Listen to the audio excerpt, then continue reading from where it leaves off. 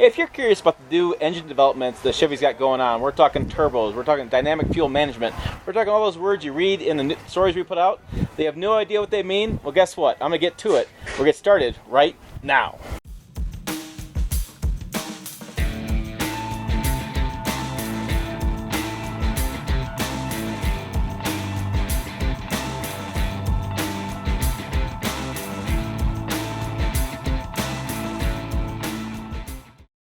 Hey, it's Tim Esterdahl, Pickup Truck Plus SUV Talk, and my passion is trucks and SUVs. If that's your passion too, which I'm guessing it is because you're watching this video, hit subscribe below and hit bell notification to be notified of new videos I put out, like, well, this one, because you want to watch this one. So either pop the top, pour some bourbon in your coffee, get relaxed. We're going to talk about trucks and engines specifically. I have my friend Mike Kosiba. Gosh darn it, I tried, from Chevy Engineering, and we're doing a video, and this video is really going to be about some key questions that have been brought up by you, the viewers, that, frankly, I wasn't asking. So thank you for your comments. So let's start. So you explain your job first so people know what you do. Absolutely. So again, Mike Kosiba. I'm the Assistant Chief Engineer for Small Block Engines. So I have direct responsibility for our 6.6 gas engine. That's all new for the Silverado HD. And obviously I'm here to also answer some of your questions about the diesel in maybe a more general sense as well. At the same time, I'm really appreciate that you're willing to get these messages out. I know there's some misconceptions out there, and if we can help clear that up, that'd be fantastic. Okay, so let's start with some basic questions, and let's start with the diesel question I have for you. There's a lot of conversation about the new Duramax diesel has a timing belt and not a timing chain. There's a lot of conversation online. I've done some research on this, vaguely. Don't hit me up on this. I've done some research on this, and there's a lot of debate between, reliability of these engines. The guys are saying, hey, you put the belt on there, you ruin the engine. Like, that's where they're at with this. The chain seems like you can last longer, it lengthens out, but it's still expensive to replace, right? So the biggest advantage of the belt system is largely with NVH. You don't have the impacts along the gear set as it collides with the chain. So there is a lot of advantages that we have by using a belt drive system. And what's really changed that allows us to use that technology in place of chains, it's really the construction of the belt itself. Advancements in the polymer technologies and with the belt construction allows us to have a belt that won't just last a few 100,000 miles. It will last the life of the truck. So at Chevrolet, we're very confident that with this belt drive system, it will last the lifetime of your vehicle. All right, so that answers the belt conversation that I keep hearing. The other conversation I keep hearing is we keep going turbos. We have lots of turbos these days. Well, back in the 70s and 80s, turbos were what you put in a sports car, and it was a pile of crap, right?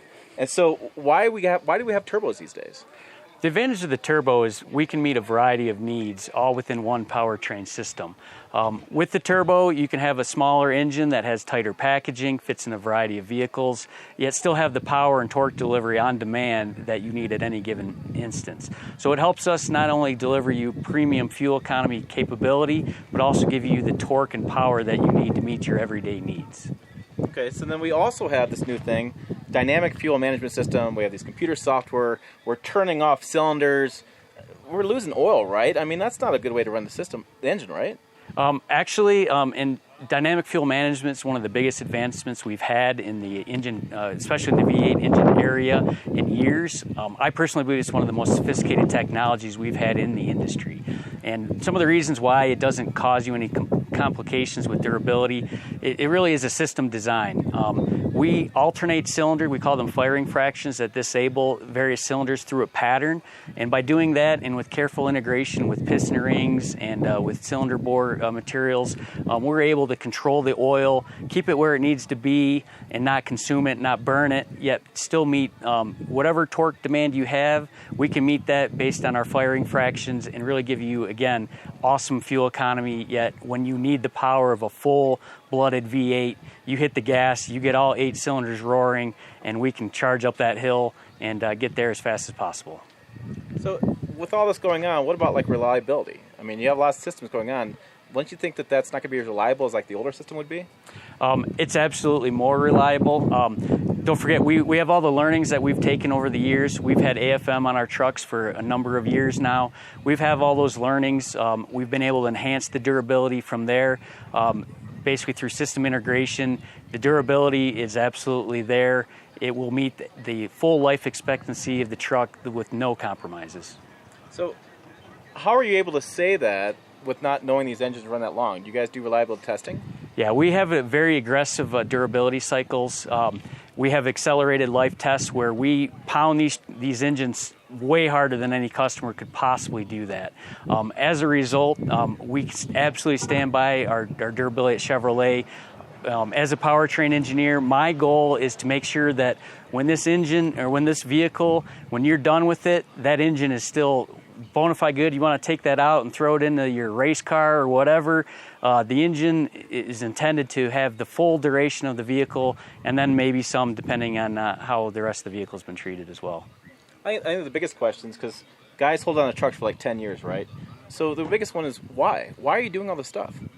Like, why are we adding DFM? Why are we doing some of these different features? Right. Why are we doing turbos? Why are we making these engines so complex that, at the end of the day, they do get more expensive to repair?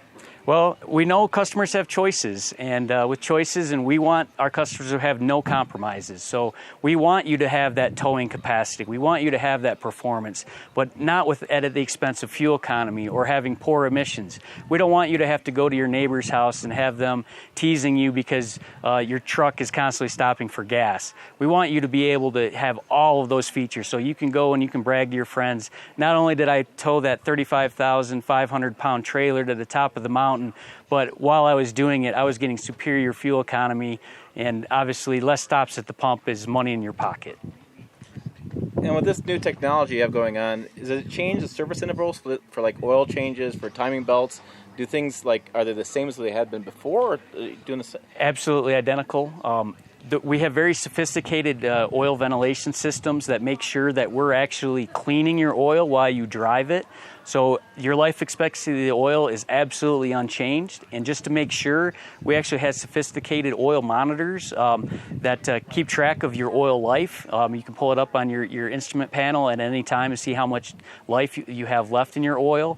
That's not just a simple mile countdown. We use a variety of considerations, including engine speed and temperatures, to know what that oil life is any time. If you drive it the right way, we'll put that in quotes, you actually can improve your oil life. If you drive it in really cold, you're doing a lot of cold starts and maybe you're degrading the oil a little faster, the oil life will go down a little quicker. So with that combination, we communicate that to the driver and make sure that you know exactly how much oil life you have left in your vehicle.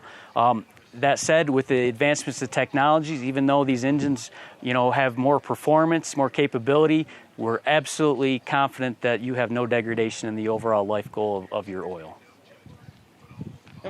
You and I have been on talking to customers. We've been on forums and things.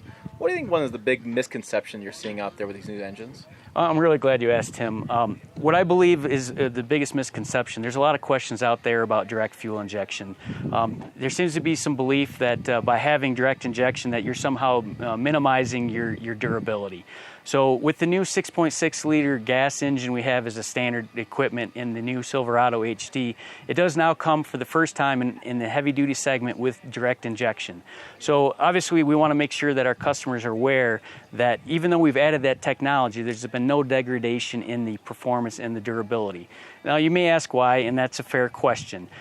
We very carefully engineer the combustion chamber so that when that fuel spray comes into the chamber, it atomizes completely, so you don't get the wall wetting and other deposits on the side of the cylinder bore, which if you're washing the fuel bore, you actually start having metal-to-metal contact with the rings, which accelerates wear, which causes oil consumption. Those things are all bad.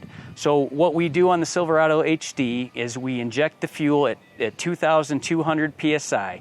It fully atomizes the gasoline into vapor. That vapor is carefully targeted to the ignition system so that it completely burns, maximizing its use, delivering you full power and torque, and maximizing the fuel efficiency. It's a win across the board. With the advantages we get of direct injection, because one other thing I'd like to remind you is just like if it's a hot day and you take a squirt can of water and you mist it on yourself, it feels cool. The same thing happens in the combustion chamber. If you're atomizing the fuel, it actually cools the charge. With a cooled charge, we're able to add spark, add performance, and that allows us to increase the compression ratio so you can make that 401 horsepower, 464 foot-pounds of torque, all on regular fuel. You don't have to put premium in this thing to get those numbers. So you just pull up to a standard pump, You put the regular fuel in, and you can have confidence that you're going to hit those numbers and be able to tow that vehicle. So, of course, we make sure that we want every heavy duty to have the full durability target. So we have carefully engineered. We have dedicated components for the heavy duty. We carefully engineer the pump, the camshaft, all the interfaces with the direct injection to make sure they can meet the heavy duty needs. So I'm absolutely confident that your Chevrolet Silverado HD will have no degradation in its durability as a result of having a direct injection. So I'm hearing better reliability, I'm hearing better power, and I'm hearing better fuel economy. It's a win across the board. There's a reason why it's become such a mainstream phenomenon for largely our passenger cars. So I'm very proud to be representing our team here to introduce it for the first time into the heavy-duty segment. It really is an across-the-board win for us. And trust me, we are well aware that one of the highlights of our outgoing 6-liter is its durability. Our customers love the fact that they can rely on this engine to basically do their work. We know that if their truck doesn't run properly, they can't get to work, they can't get their job done. That's money out of your pocket. So it's very important to us that we meet the same level of durability on the 6.6 that we had on the 6-liter. So as a result, we've engineered everything to the fullest extent, and I'm absolutely confident that you will meet all the same durability that you've come to expect from Chevrolet. Sounds good to me. I mean, best thing about a truck is when it starts up every morning. Trust me, I know. Hey, thanks for watching. Make sure you find us on Pickup Truck Talk, 3 letters, 3 words. I got 3 fingers here. PickupTruckTalk.com, Pickup Truck Talk on Facebook, Twitter, Instagram. Guys, I made it easy for you. 3 words. Just find us. We're there. Trust me. As always, thanks for watching. I'll see you down the road.